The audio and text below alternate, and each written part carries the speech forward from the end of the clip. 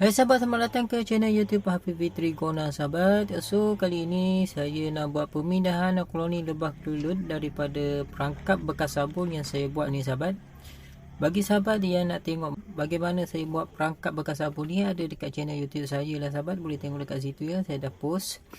Ini perangkap ni sahabat, usianya anggaran dalam 5 bulan lebih. Saya baru buat pemindahan ke dalam kotak hive disebabkan saya tak ada masa sahabat, tak sempat saya nak buat pemindahan.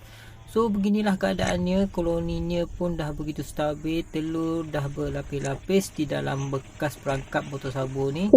Kalau sahabat tengok berapa lapis tu? Banyak kan? Cuba sahabat kira.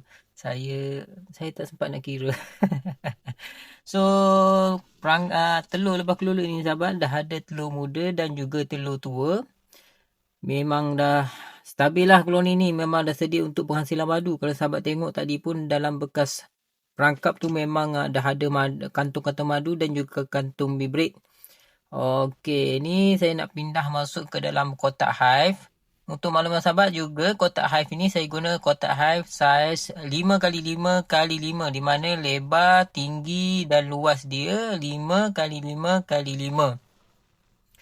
Itu dia sahabat. So untuk koloni lebah kelulut ni saya akan terus pasang kotak madu lah nanti dekat atas ni, disebabkan di dalam kotak hive ni dah penuh dengan telurnya.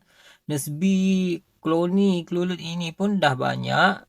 Memang koloni ni akan naik ke dalam kotak madu lah, akan buat madu secepat mungkin lah.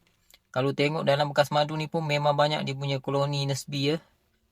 Itu semua nesbi lebah kelulut muda di mana mereka tak dapat terbang lagi. Tugas mereka buat selenggaraan dan servis sarang dan penjagaan telur lah di dalam koloni mereka. Itulah antaranya.